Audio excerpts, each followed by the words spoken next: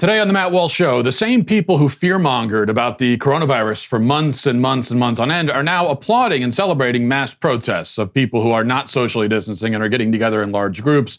So were they lying about the virus, or are they okay with protesters infecting themselves and each other and dying from the virus? Those are really the only two options. And we'll talk about that today. Also, 5 headlines, including Drew Brees, quarterback of the New Orleans Saints, of course, apologizing for saying that we should respect the flag. He said we should respect the flag. People were upset, and he apologized for saying it. And in our daily cancellation, I will address yet another false narrative that has been spread widely online. There's been a lot of them recently, especially. This is one that I think I want to address, and we'll get into that today. Let's begin here, setting the stage, okay, with this report in the Daily Wire. This is from Emily Zanotti.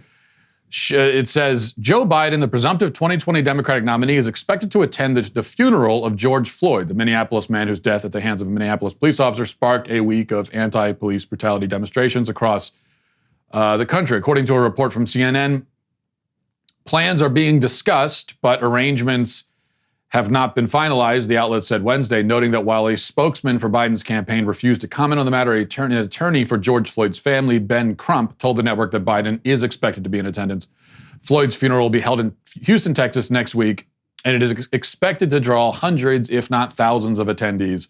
There will also be a public memorial service on Thursday in Minneapolis. Okay, now, the first thing that jumps out at you about this, of course, is just the naked cynicism and opportunism of Joe Biden and the Democrats going to his funeral. Biden did not know George Floyd, as far as I'm aware, has no connection to the family. Why does he need to be there? You could say because George Floyd died unjustly. All right, well, many people die unjustly in the country every year, unfortunately. In fact, anyone who is murdered dies unjustly. All of the hundreds of black men who die at the hands of other black men every year in this country, they die unjustly. Joe Biden's not going to any of their funerals, is he? The black people who have been killed by rioters and looters over the last week died unjustly.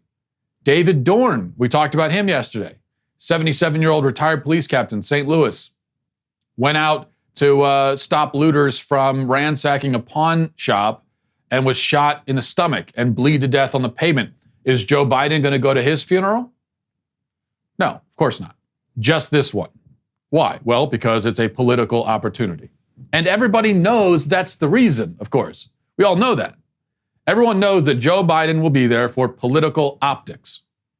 And imagine what a horrible human being you have to be to do that. To show up at a funeral where there are truly grieving people, family members, friends who knew and loved him. They are there because, for the same reason anybody would go to the funeral of a family member. And you're just there for the photo op. You are taking advantage, explicitly taking advantage of their grief and pain for your own reasons. I mean, it's no better than running up to the casket during the wake, during the viewing, and taking a selfie with the corpse. It's exactly the same kind of thing. It's no less tacky and inappropriate and offensive. But that's not the point that I want to focus on this afternoon. The fact that a Democrat politician is a shameless opportunist exploiting grief and racial tension for his own gain, that is hardly news. We're used to it. It hardly even needs to be pointed out. I think there's something else, though, that does need to be pointed out about this, and I will point that out in just one second. But before I do, I want to tell you about Rad Power Bikes, as I begin, of course, by thanking Rad Power Bikes and all of our great sponsors who have stuck with us over the last few months, and ask you to, always just listen to us when we're talking about these sponsors. And if you hear something that you like and you think you need, then consider supporting these sponsors. Here's something that I really think you need, because we've been cooped up for a long time, and now it's time to get back outdoors. Well, that's where Rad Power Bikes comes in. It's a cross between a traditional bike and a moped, but it doesn't require a special driver's license like a moped would. So that's, there's not a lot of red tape you have to go through. You can just hop on the thing and have a great time. You can go up to 20 miles per hour without pedaling, so you can get out and about without getting all sweaty, especially in the summer months. They're great for commuting. They're great for going out on the trail. They're great for hauling groceries. They're great for hauling kids around. And they're great for going on a joyride and just having a lot of fun. Unlike other e-bikes, they're actually affordable. Plus, to show appreciation for those that serve us, Rad Power Bikes is offering $100 off all e-bike purchases for active duty military, first responders, teachers, and students. I'm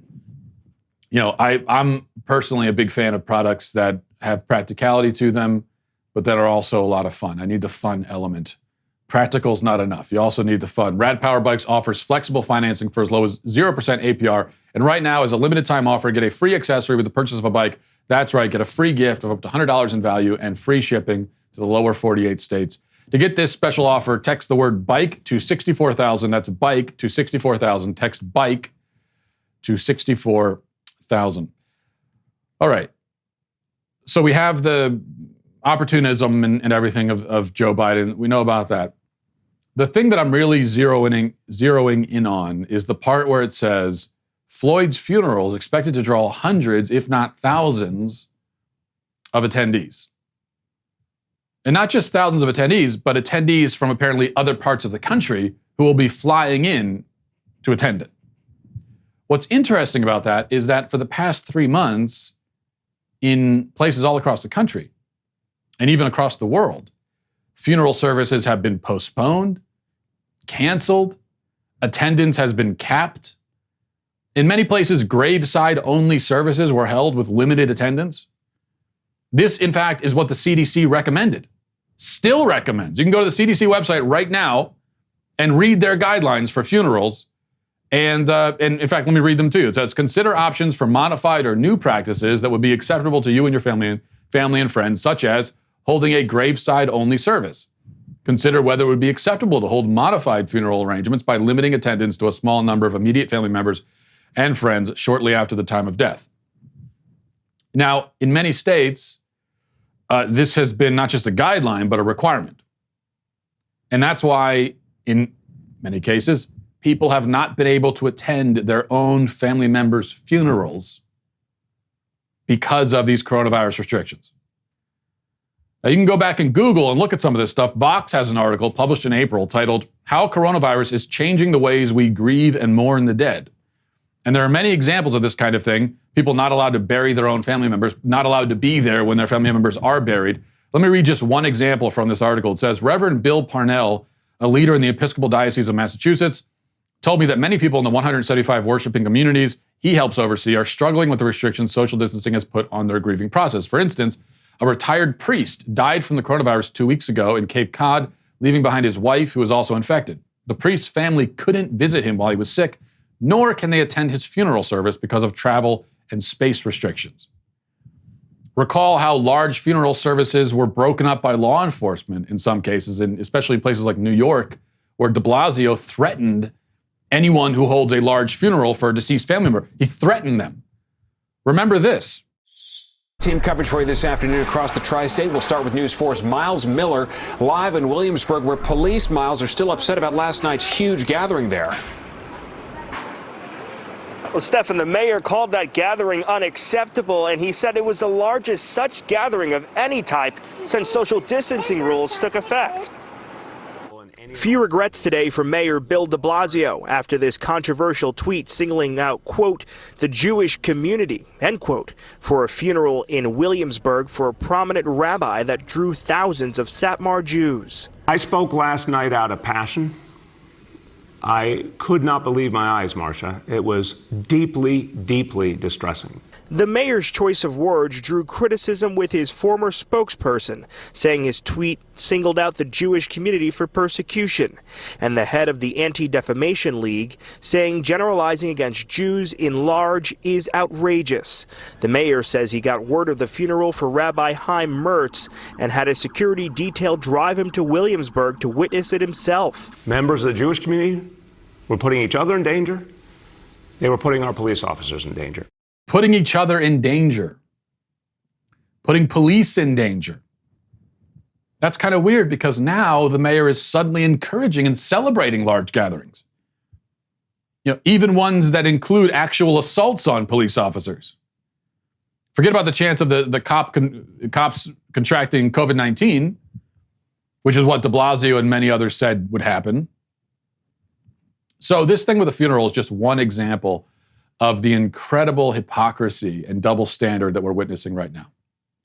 Thousands of Americans for months were prevented from holding full funeral services for family members, and now we're tossing that to the side so that George Floyd can have thousands of people at his funeral. And this is totally in keeping, of course, with what we've seen, the double standard that we've seen across the board, where again, for months, people were arrested for going to the beach, going to church, gathering for parties, even gathering for family events. And so, in Michigan, you weren't allowed as a family member to visit your family if they lived in a different house. People were shouted at and shamed for protesting or for going to the park, for doing anything in any group of any size. And now this same exact people who did the shaming, the same exact politicians who sent out cops to arrest these people, are celebrating, cheering, applauding, encouraging mass gatherings of thousands of people to protest ostensibly the death of George Floyd. But of course, we know these protests really have nothing to do with George Floyd and aren't actually protests at all. But that aside, the change of tune, the sudden dropping of all that fear-mongering that brought our nation to a standstill for months and put 40 million people out of work is just staggering. Now, some people, some of the shameless hypocrites who shut down gatherings for months and are now applauding gatherings, have tried to justify the contrast. De Blasio is one of them. De Blasio was asked about this at a press conference yesterday, and this is the reasoning that he gave. This is the other piece of the equation. When you see a nation, an entire nation, simultaneously grappling with an extraordinary crisis seated in 400 years of American racism, I'm sorry, that is not the same question as the understandably aggrieved store owner or the devout religious person who wants to go back to services. So his answer is that he ruthlessly shut down church services and other kinds of protests and other kinds of gatherings, not to mention shutting down hundreds of businesses and leaving business owners destitute. But he's not shutting this down because he personally feels that this gathering is important while the others were not. He personally is moved by their cause. He wasn't moved by the cause of the people who wanted to go to church or wanted to run their business or wanted to end the lockdowns and were protesting. He wasn't moved by that. He's moved by this. He agrees with this. And so that's why this is allowed. That's his answer. And that's how elected leaders, mayors, governors across the country are operating. This is tyranny. This is flat out tyranny. And I'll tell you this, the next time they try to do one of these shutdowns, because it will happen again, we all better just completely ignore them. Completely ignore. Continue on with our lives as before. Ignore everything they say. We cannot forget this. And I know this is the kind of thing, I'm talking about it today. It's a topic for the podcast. We'll talk about something else tomorrow.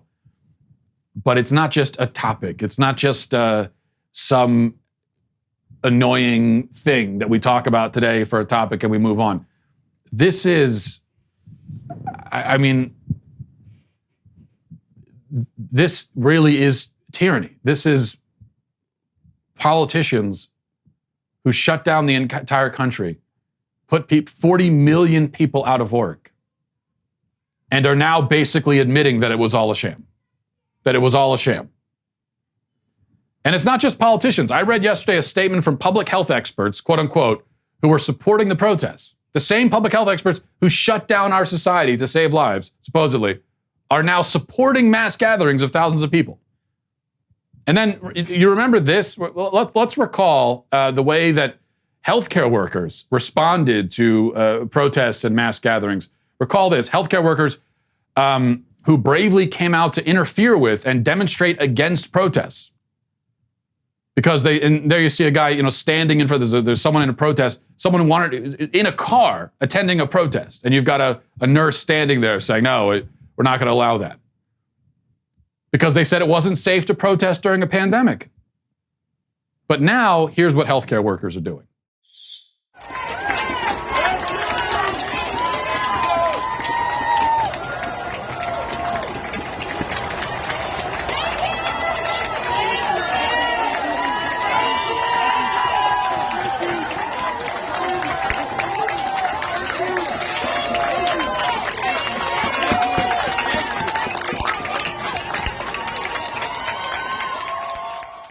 standing off to the side during a mass gathering of non-socially distanced people, applauding.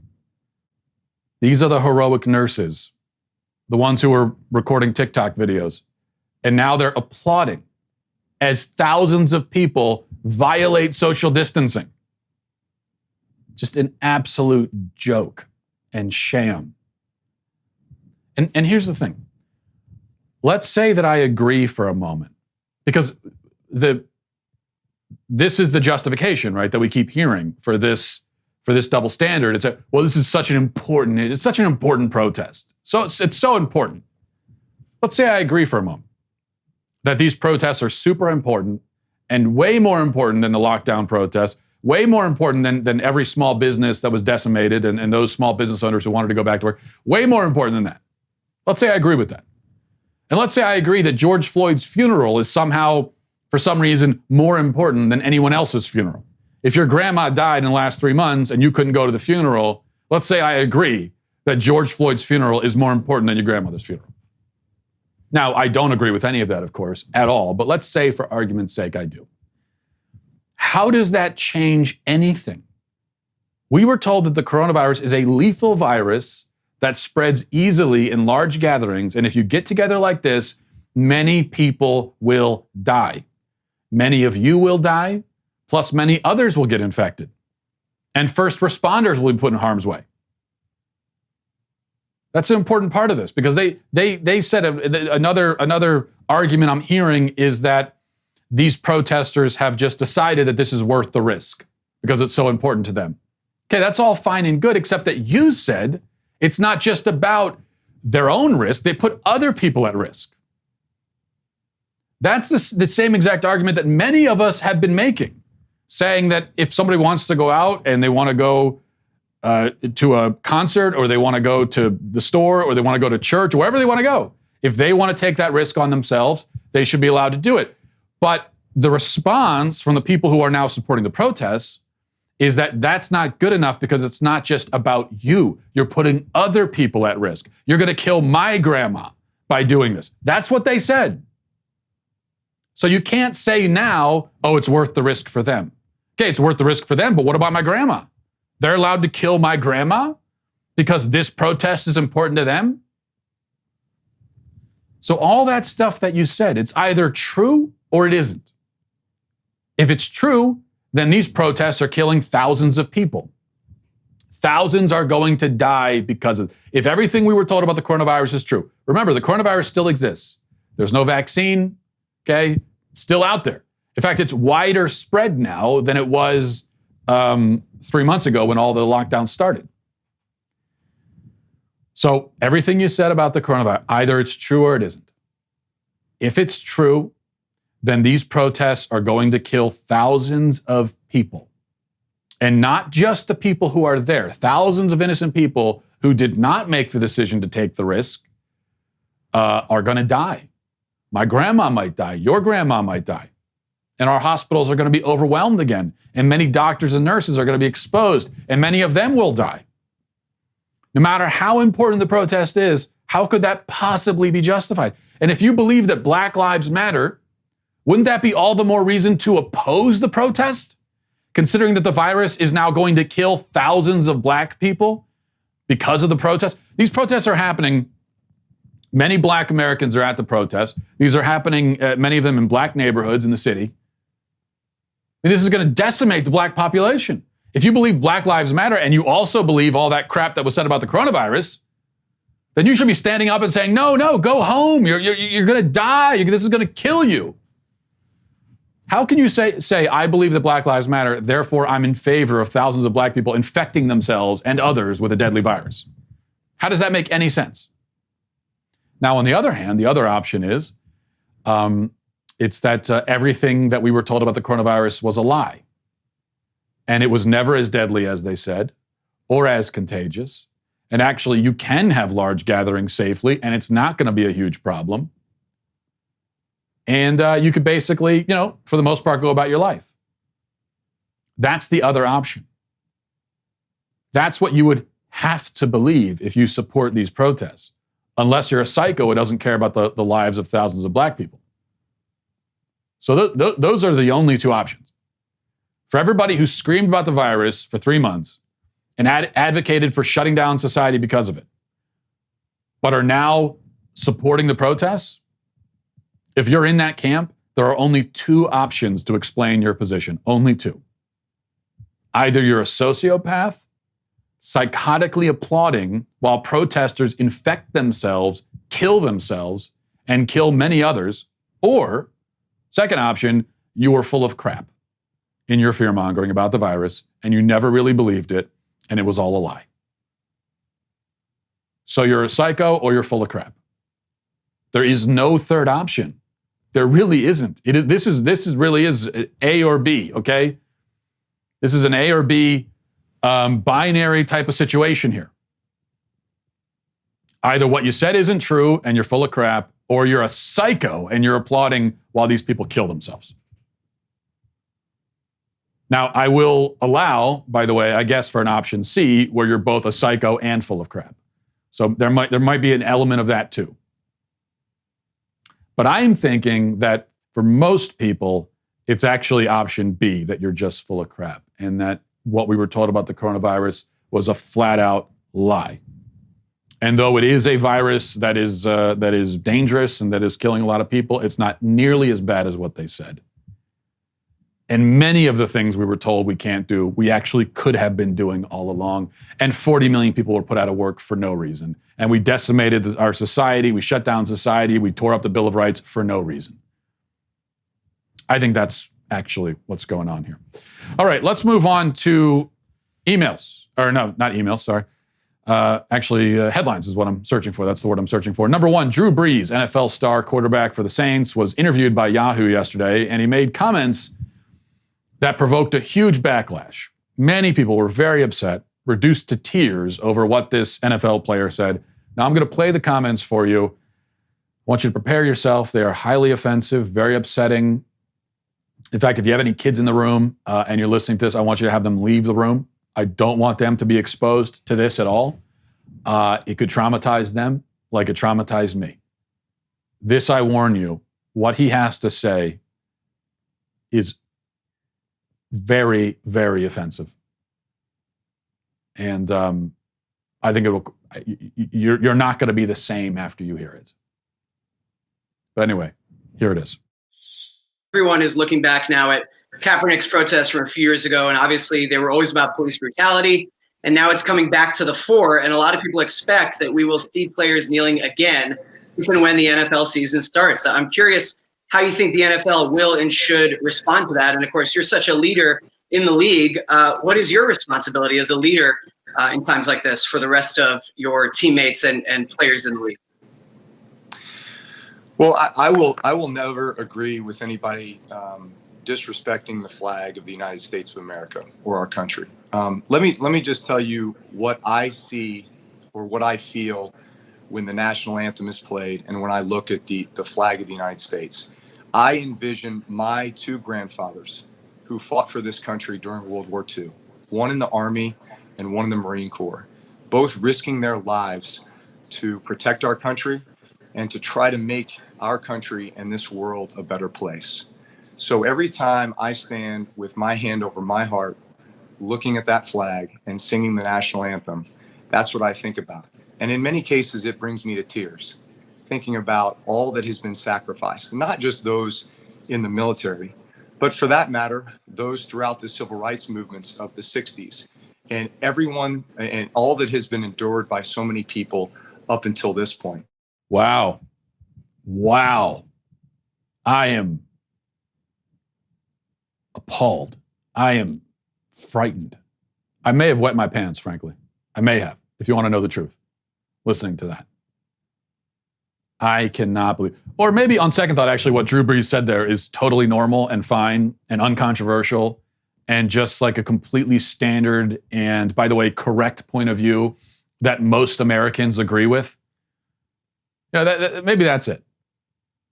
And yet, because we live in an enormously stupid time and our country is filled with idiots and whiners and pathetic crybabies who should all be deported to Jupiter, those comments provoked lots of anger.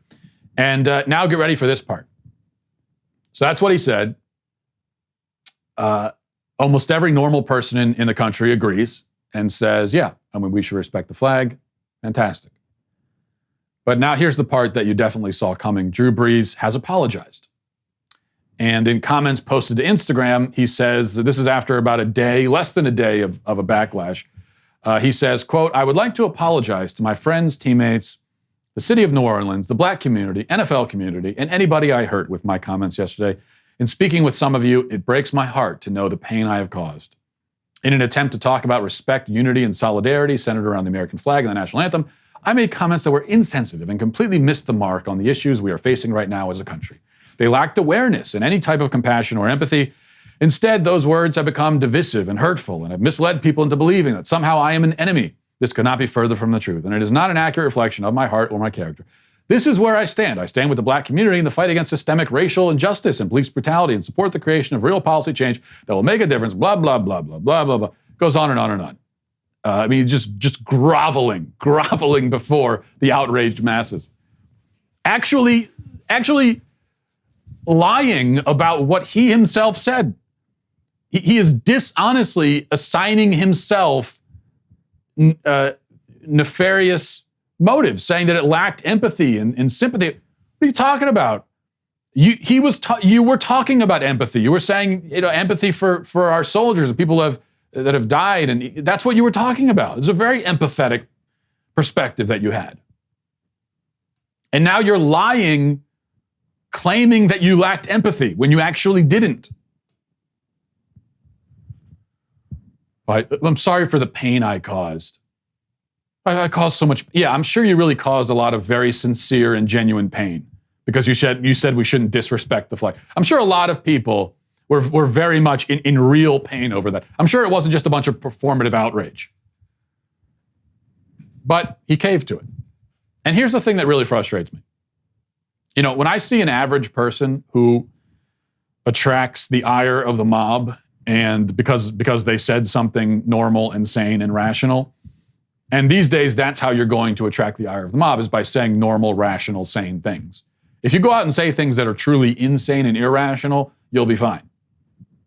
But the moment that you make the mistake of revealing yourself to be someone who has common sense, that's when they come after you. Now, when you've got just an average person, not in the public light, not rich or anything, not a famous celebrity, makes the mistake of having common sense publicly, and then people come after that person and they apologize. Now, I don't like it. I'd much prefer that they stuck by their guns, but I get it. I understand, because they want to have a job, right? And they don't want people coming to their home and throwing bricks in the window. And so they're worried about their safety and their family safety. They're worried about their financial security, especially. It's very sad that we live in a country where you have to make those kinds of calculations. So I get that. I'm not going to hold it against somebody when they make that decision, because I understand. But somebody like Drew Brees, he's a multimillionaire, famous celebrity. He's got the money to tell these whiners to kiss his ass. I don't know what Drew Brees' net worth is, but I guarantee you it's over $100 million. So he could look at them. He's got all the money in the world, If they run him out of town, so what? I mean, he's not going to be destitute. He's not going to be homeless on the street.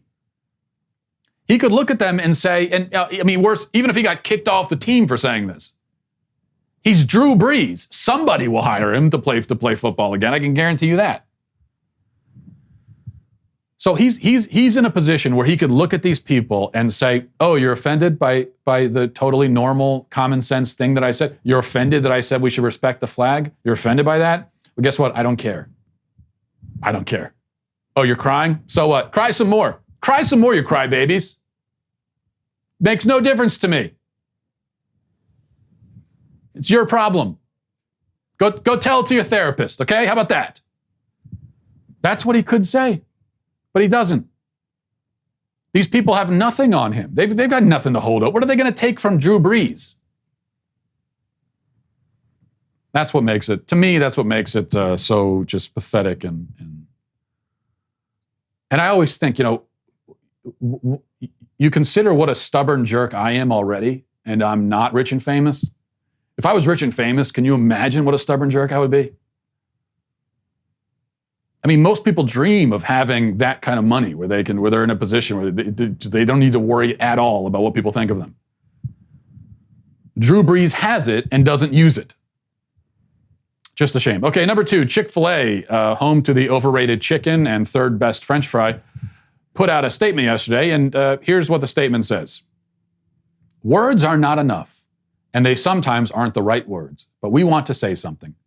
Racism should have no place in society. Not now, not ever. It cannot be tolerated. Our hearts are breaking for our Black team members, operators, and staff, and all those in the Black community who are suffering and have suffered for too long because of racism. At Chick-fil-A, we know we have a role in moving us all forward. We will listen. We will be intentional. We will share. I just wanted to share that with you because it's so inspirational and courageous, right? To be a brand, to be a major brand coming out against racism. Think about the courage that takes. It's not like everybody agrees with them and feels the same way, and so it doesn't need to be said. No, it's not like that at all. Of course, we need people to. I enjoy when you've got someone, a brand or anybody, saying something that requires no courage whatsoever, something that everybody agrees with, and it is guaranteed to provoke zero backlash. And they say something like that, but they set it up as if it's going to be some really bold statement. And so the beginning of this statement is, we got something we need to say. Sit down for this, all right? Sit down for this, because you're not going to like it, okay? I'm ready for the backlash, but I got to say this. I'm not going to be scared to say this. Here it is. Racism is bad.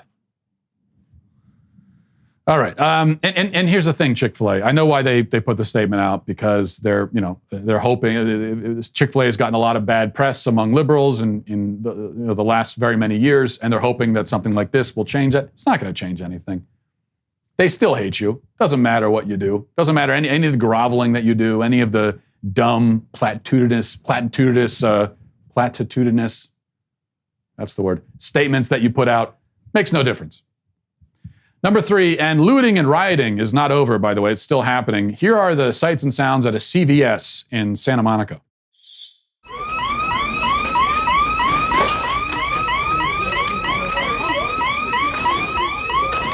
Everything in this store is completely destroyed.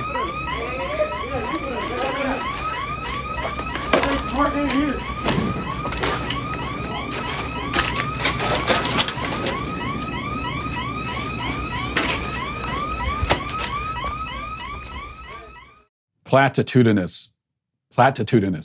That's a word, right? I think that was a word that I used.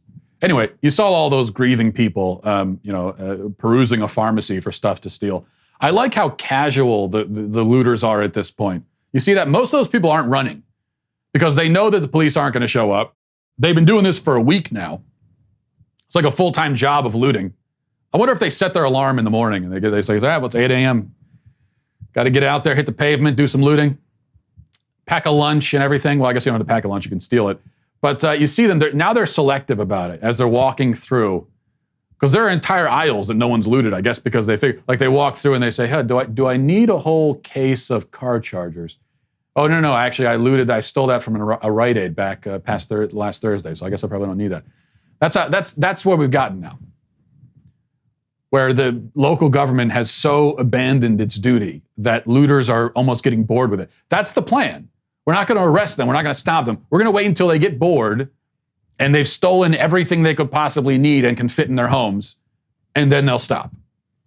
Number 4, this is interesting. Karens are now patrolling the streets to yell at you for not doing graffiti. This is a plot twist nobody saw coming. Watch this. Why are you guys removing Black Lives Matter's graffiti?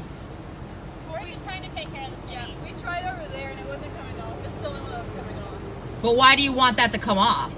Well, because this is a federal building. Yeah, it's just a vandalism. But so you don't care about Black lives then? Not at all. That's not at all what we're saying. That's what this... We certainly do care about Black lives. Not enough to leave up a message. You don't disagree with the message, ma'am. It's just on the building. We're just trying to clean it. Right. Not a great way to use your white privilege, ladies. Not a great. That's disgusting. Disgusting. It's disgusting to clean up graffiti on a government building. Karen's point here is that if you clean graffiti off of something, then you must automatically be disagreeing with whatever message that graffiti is ostensibly supposed to be spreading. So then if that's the case, I guess, somebody should go and spray paint equality for all on the side of Karen's house. Or in fact, maybe right across her forehead. Yeah, you can't clean it off, Karen. If you go home and take a shower and clean it off, what are you saying? You don't believe in equality? I mean, that's the only conceivable reason why you wouldn't want it spray painted across your forehead. 5, finally, how about a legitimately inspiring video? Okay, this one is actually inspiring, actually courageous, no sarcasm. Just watch this. It's pretty great. Black kids in Chicago get killed every single day. Where is the Black Lives Matter in Chicago? Where are they? When black people kill black people, they don't come out and do this crap. The only time they do this crap is when a white person touches them. They are the racists. They are the racists. Because white cops, it's wrong for a white cop to kill a black person, that's for sure. But if it matters, it should matter at all times. So what are you fighting for? What are you fighting for? You're not here to fight injustice. You're here to cause drama. Message will be stop violence. It's not about blacks. In a unicorn world. That's not a unicorn world. Period. Okay, since you're so... You guys think blacks are oppressed. I am black. I'm not oppressed. I am free. That's good for you. That's an individual person. What about a systemic issue? Where? I am black. I've always wanted to be. I have I do what I want. You have the skills. This is a country where you have the skills. You want to do what you want. You do it. Stop forcing on people to accept that they're oppressed. They are not. I am not oppressed. I am black. Stop making people accept that they're oppressed. You're forcing a rhetoric into your minds, which is not true. That's my point. Okay. Violence is wrong, period. It's not about blacks. Of course. You agree that whites kill whites too, right? Have you seen any white person coming out and saying white life matter or white thing? No, violence is wrong. They literally do all the time. Every time there's a Black Lives Matter protest, a white person... It's not a problem. It's a violence problem. The blacks kill blacks in black neighborhoods every single day. I've never seen a Black Lives Matter in those neighborhoods. Never. Never. You know what they say? When a black person kills a black in a black neighborhood, they come out and they say, when the police comes, do you know what they tell the police? Snitches get stitches. I know that. Okay. Snitches get stitches. But if a white person kills a black person, Black Lives Matter. Stop the hypocrisy. Nobody takes this seriously. Nobody. You hear that message? I am black. I am not oppressed. I am free. That is the definition of an inspiring, empowering message. That is empowering. I mean, the word power is right, empowering. Something that expresses, that gives power, autonomy to a person. Well, the message of I am free, I am not oppressed, that is saying I'm oppressed, I'm a victim. That's the opposite of empowering. That is rejecting your power and your freedom. What you just heard there is an empowering message. But then you see, you could kind of laugh about it because of how ridiculous this scene is. Where you've got a black woman, obviously an immigrant, talking about the fact that she's free. And then you've got a white woman trying to convince the black immigrant that she's oppressed. And could there be a better illustration of the way that the Democrat Party works? The white woman in that discussion, she is a representative of the Democrat Party. A bunch of white people trying to convince black people and minorities that they're oppressed and getting upset and offended if they won't agree that they're oppressed. But great stuff from that woman. All right, we're going to move on to our daily cancellation. Before we do, these leftist tears tumblers are something that, especially in these trying times, I think we can all turn to for hope and kindness. I don't know how you get kindness from a tumbler, but you can, okay? And here's the great thing, though. Our double tumbler deal is back, but it's only available to our exclusive membership tier, All Access. The All Access membership tier is our premier level of membership. All Access members get to participate in All Access Live, which is our brand new interactive programming feature where we, one of the Daily Wire hosts sit down every night. We have a conversation, very relaxed, casual, a lot of fun, I think. All Access membership now includes 2 of the irreplaceable leftist tiers tumblers. The tumblers are overflowing with tears at the thought of this deal. Finally, All Access members also get the benefits of our other membership tiers, including an ad-free website experience, access to our live broadcasts and show library, access to the show's mailbags, all of that stuff. You get 3 hours of the Ben Shapiro Show, dedicated editorials from yours truly. That would be me. Okay, you get that from, I don't know why I'm wielding this tumbler around while I'm talking.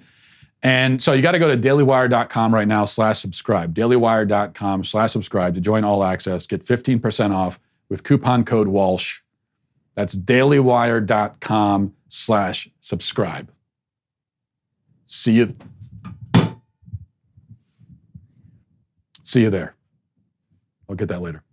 Okay, let's go to our daily. Good thing there was nothing in that. I was lying about having something in it, as you can clearly see. For our daily cancellation, we're going to be canceling the promoters and propagators of false narratives.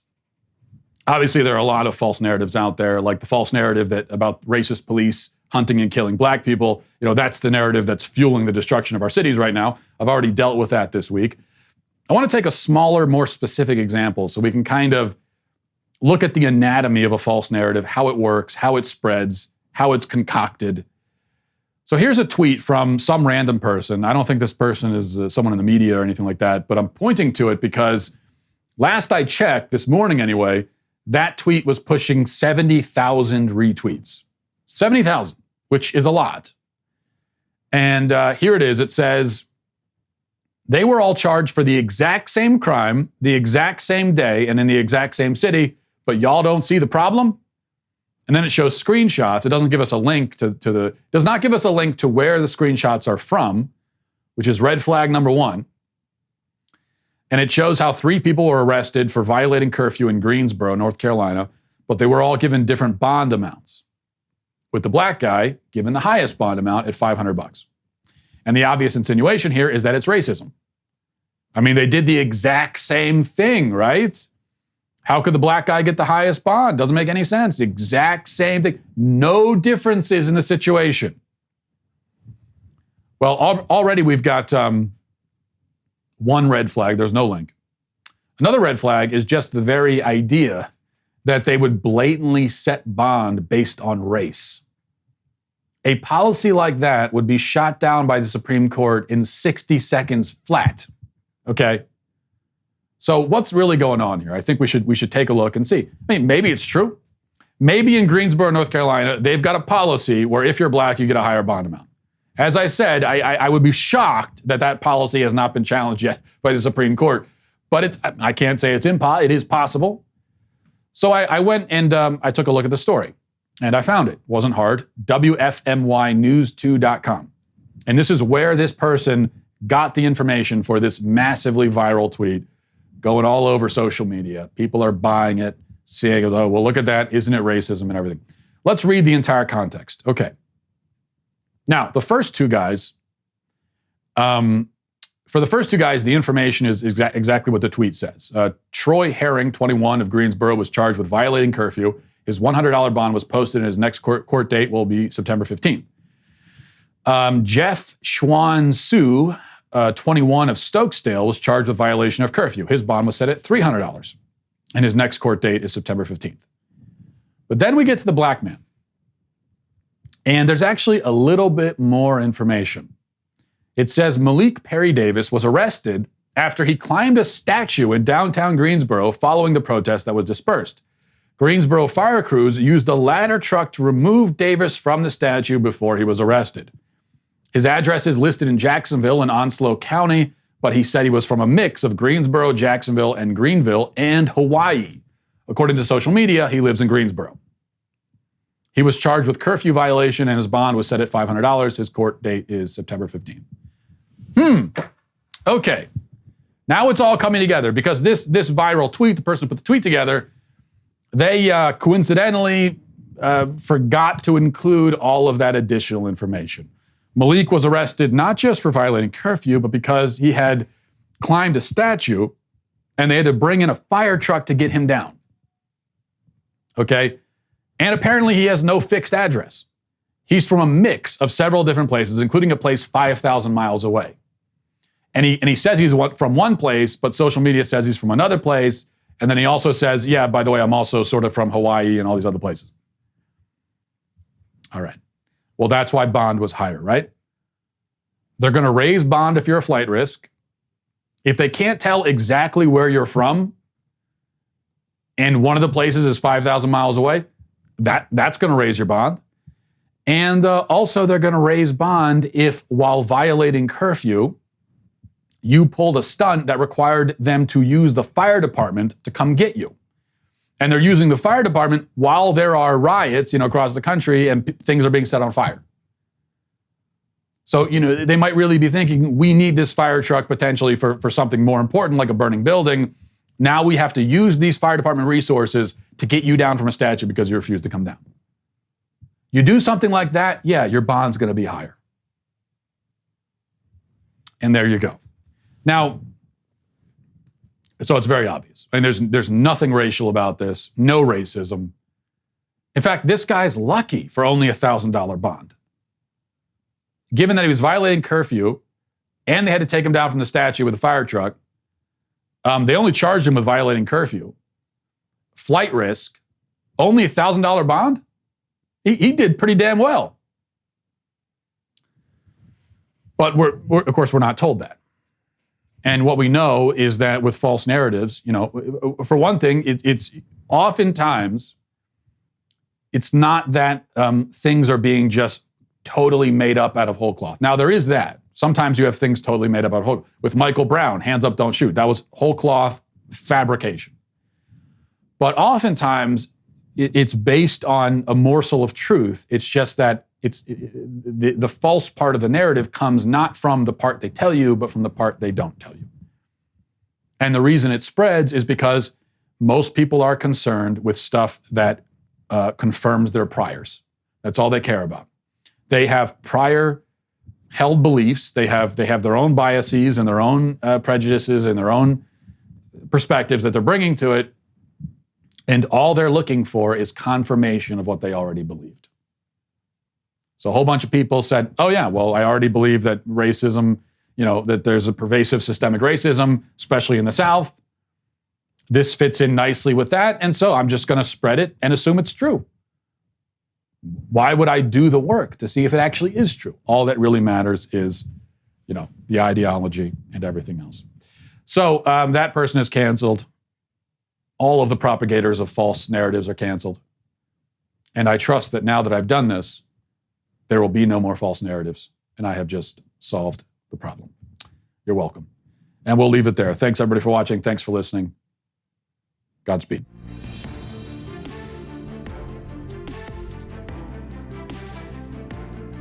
The Matt Walsh Show is produced by Sean Hampton, executive producer Jeremy Boring. Our supervising producers are Mathis Glover and Robert Sterling. Our technical producer is Austin Stevens, edited by Danny D'Amico, and our audio is mixed by Robin Fenderson. The Matt Walsh Show is a Daily Wire production, copyright Daily Wire 2020. From CNN to the Minnesota government, prominent leftists defend political violence. Public health officials change their story on coronavirus, and the rioters kill Robert E. Lee again. Plus, the mailbag. Check it out on The Michael Knowles Show.